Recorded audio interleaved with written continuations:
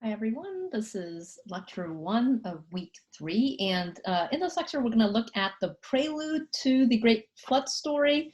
And in the subsequent videos of this week, we're going to look at the aftermath of the flood, as well as turning now to the patriarchal narratives, where we look at the call of Abram, later called Abraham. Again, as with the other videos, you can listen to this as an audio if you like. You can also, it would be best to do the reading assignments and maybe the reading from Kuban before you watch the video. You'll just kind of retain a lot more that way. Okay, so in this lecture, let's begin with Genesis 5 and Genesis 6, which, as I stated, acts as a prelude to the longer flood narrative.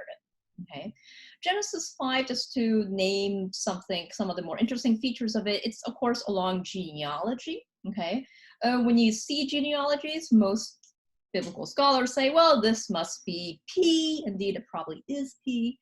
But some interesting things to note about this particular genealogy. So first, notice how long the average lifespan of human beings are. Okay, notice that sometimes they are thousands of years. Okay, or certainly hundreds of years. Okay, so they are humans supposedly before the flood. Fancy word for before the flood is antediluvian. Okay, before the flood, human beings live a very, very, very long time. Okay.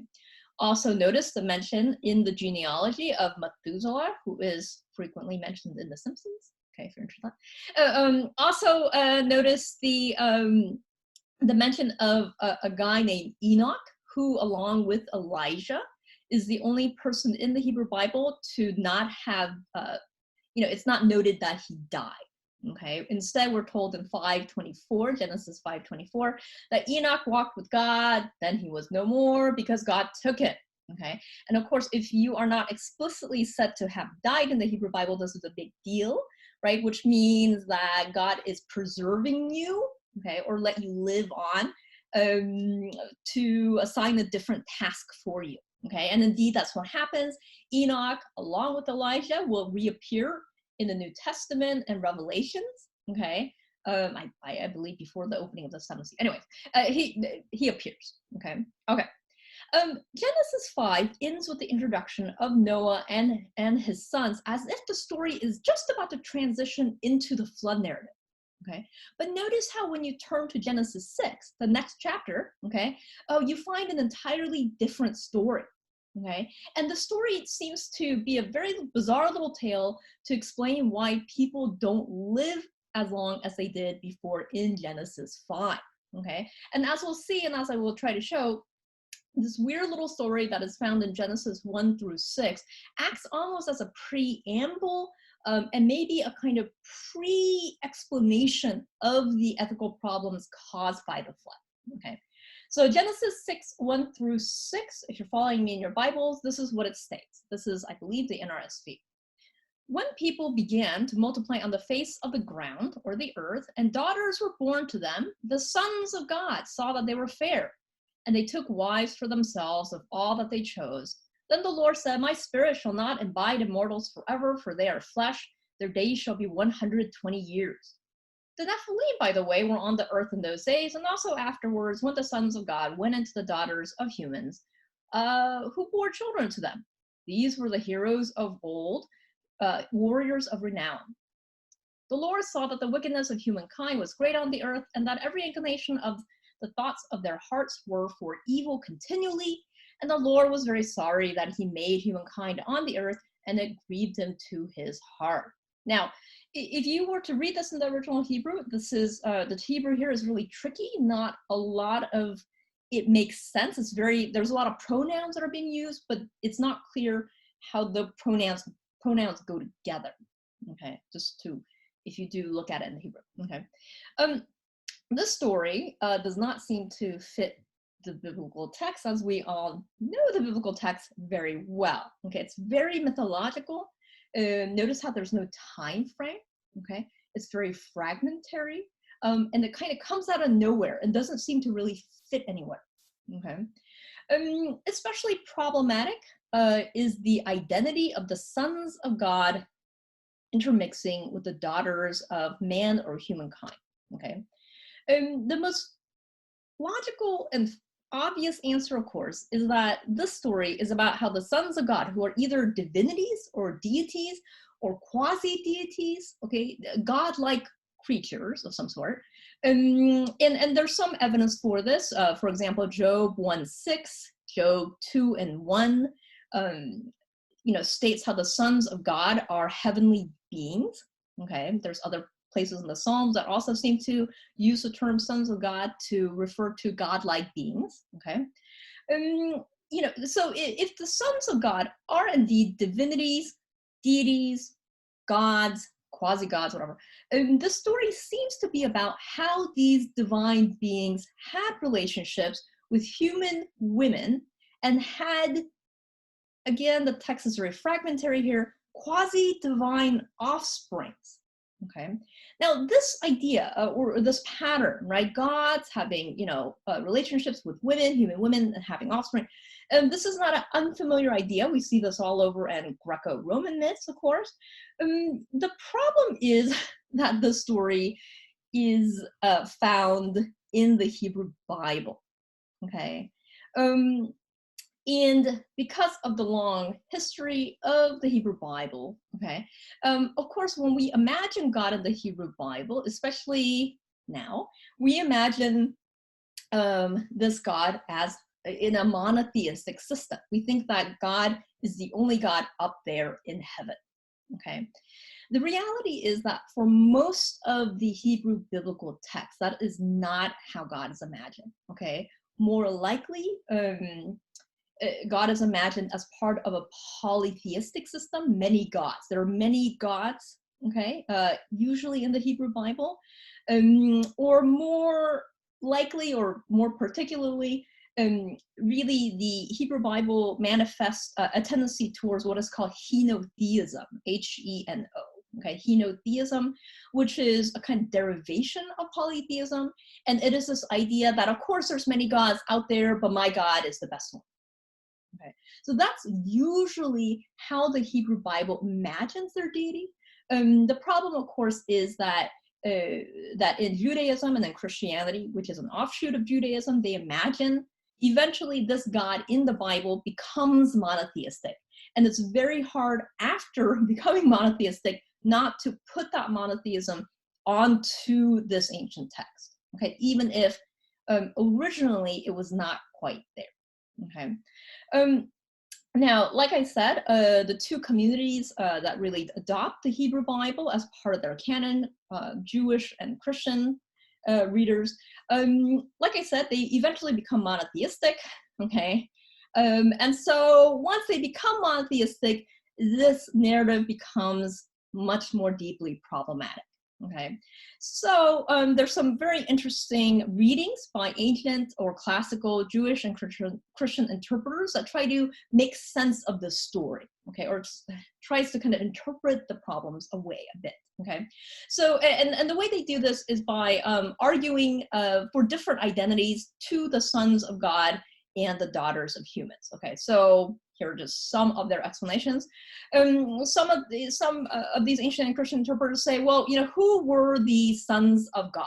And they say, no, these are not angels. They're not gods. They're just a euphemism for powerful people, maybe rulers or leaders, because they were sometimes called gods.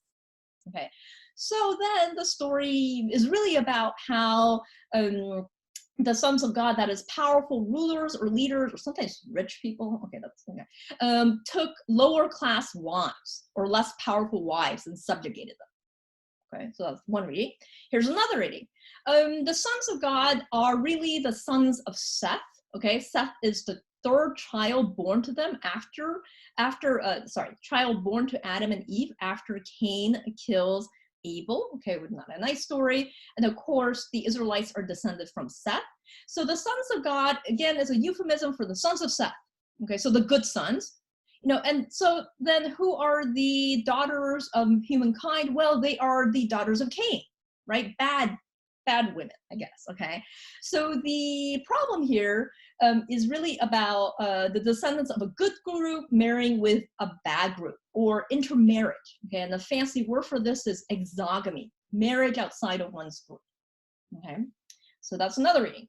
A third reading is that the sons of God, again, is a euphemism for chosen beloved humans. Okay, maybe the Israelites, maybe David, just somebody who is, you know, beloved by God, again, taking wives that are inferior or unbeloved by God for some reason. Okay, so depending on how you kind of play with the identity of the characters in this bizarre little tale, this tale can be interpreted as, I don't know, either two communities, Sethites or Canaanites, intermixing, or maybe two social classes, kind of rich or common mixing, or maybe it's about, beloved or not beloved people of God mixing. So again, ancient interpreters have tried to explain this away. Okay.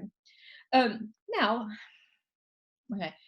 Despite these attempts, and some of them I like, they're novel. When you look at this tale without needing to use the tale as a way to uphold a monotheistic system, so if you try to look at it as best as possible without sort of theological assumptions or needs, it seems more and more likely that the story is probably about divine beings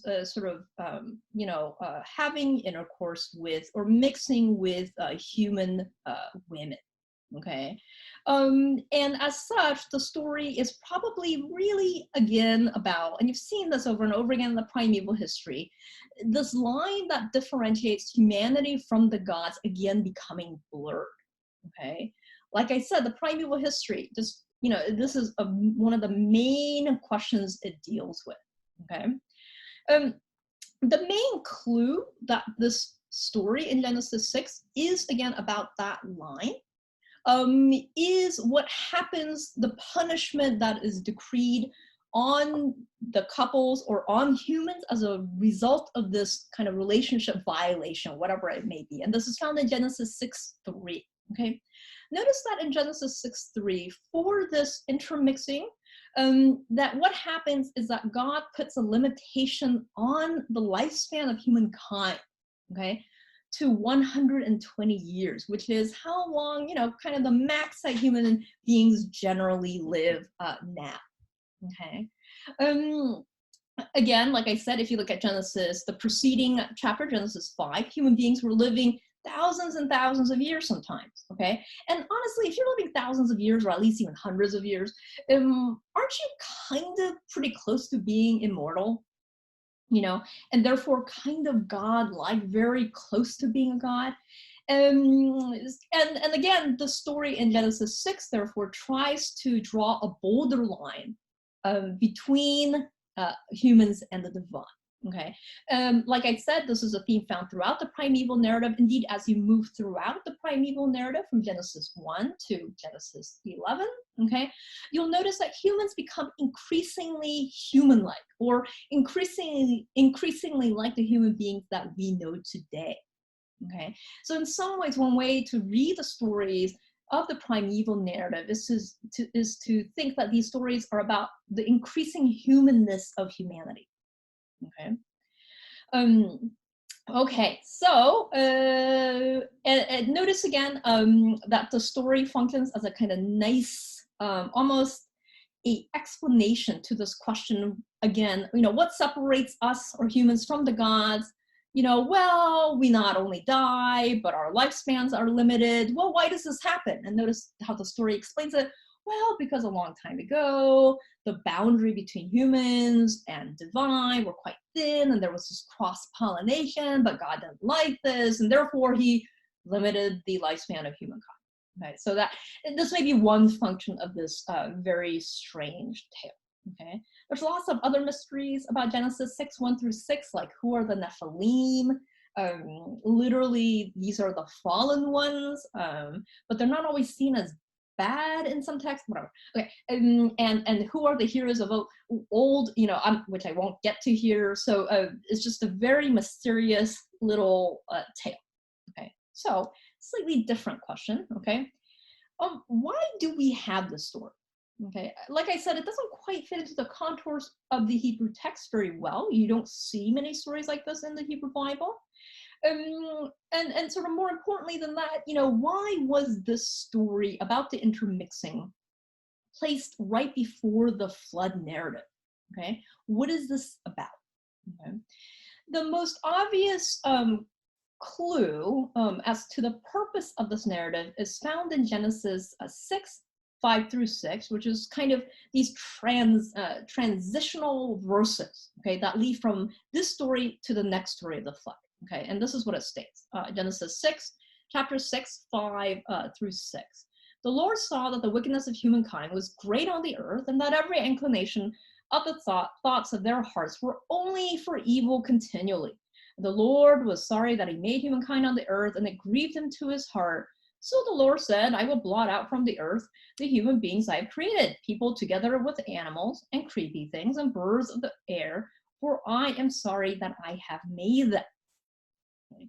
Notice the kind of radical jump in the cause and effect here. Okay, we are told in verses 5 and 6 that God saw that human beings were very wicked, that he was sorry that he made them. Okay, and notice the theological ramification of God's regret. Okay, a God that regrets implies that this God is not omniscient. Okay, cannot see fully into the future. Okay, now you say, well, of course he's omniscient, Suzie. Okay, well, but notice that doesn't really get you out either. If God is omniscient, he oddly still, knowing how badly it's going to turn out and that he's going to have to destroy everything anyways, still goes ahead and creates the world, only to kind of wait 6 chapters and then destroy it. That also is kind of odd. Okay, like I said, it's very easy or tempting to place a kind of monotheism where there is none. Okay. Okay, so anyways, whatever, God regrets because he made these beings, they're very wicked, so God decides to kill them all. Okay, notice the theological ethical problem there. Okay, yes, human beings, not the best, true, but what do we feel about a God who so quickly decides to kill everything that he just made? Okay. Another way to put this question is there any justification that will make it okay, make it ethically justifiable for God to destroy all of creation? Okay. Um, this is a long way of saying the flood narrative creates a huge unresolvable ethical dilemma. Okay, which is there is probably nothing, okay, that can justify God's destruction of the entire universe and everything that lives on it. And this answer of, well, human beings' wickedness, notice how that's not good enough. Okay, yes, human beings are wicked, true, okay, but how is it possible that everyone, babies, I mean, like toddlers, I mean, maybe they're a little wicked, I'm not sure, all the animals, because of course it's not just humans who die in the flood, trees even, okay, baby penguins, I mean, all these things are so wicked that they deserve to die. Okay, now you may say to me, well, this is God can destroy anything he wants, because it's God, and well, that's fine, but are you okay with that? Right, I mean, does God doing unethical horrific acts okay, as long as it is God doing them? Is that really the case? And let's say that is the case, right? If so, do you want to worship a God like that? You want to go to church like every Sunday, a lot of times early in the morning, so that you can worship a God who decides that whenever humans are wicked, okay, he's gonna just resort to worldwide genocide. I mean, human beings have been wicked a long time. Okay, are you okay with a God that reacts to humanity in such dramatic manner? Okay, I hope not. I hope that one demands more from God.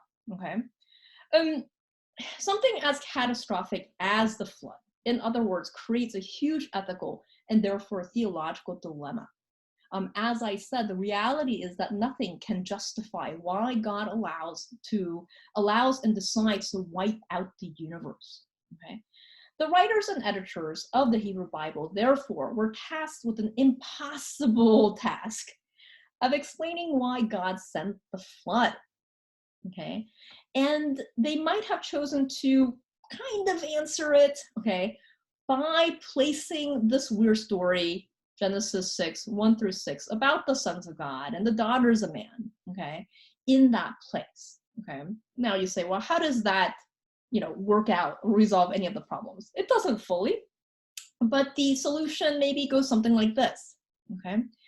Remember that verse 5, Genesis 6:5, didn't really specify what the evil that human beings were continually doing, what it warranted. We didn't know what this evil was. Okay.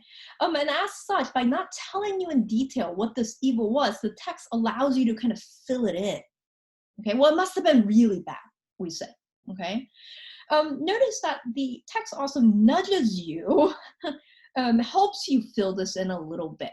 Okay, and they do this by juxtaposing that story of the intermixing of the sons of God. Okay, they juxtapose that with the flood narrative, and they help you fill that in. Okay, so why did God send the flood? Okay, killing everything? Well, it's because the flood was super necessary. Why? Because of this illegal divine human intermixing. That's why God wiped out this entire generation, because in so doing, God was also able to kill off these kind of intermixed creatures, okay, and was able to more firmly demarcate the line that separates humans from the gods again. Okay, again, like I said, it's not the best answer. Okay, true, but there was really no good answer. Okay, and there is never really a good answer to the question of the flood or any disaster, any acts of God that kills people and other living creatures randomly and without warrant. We've struggled with this. Okay, the biblical writers are no different. They wrestle with the same questions that we wrestle with. Okay, why does God allow these horrific things to happen? Okay, and of course, a biblical writer like us are trying to answer them as best as possible. Okay, which is kind of what we do as well. Okay, thank you.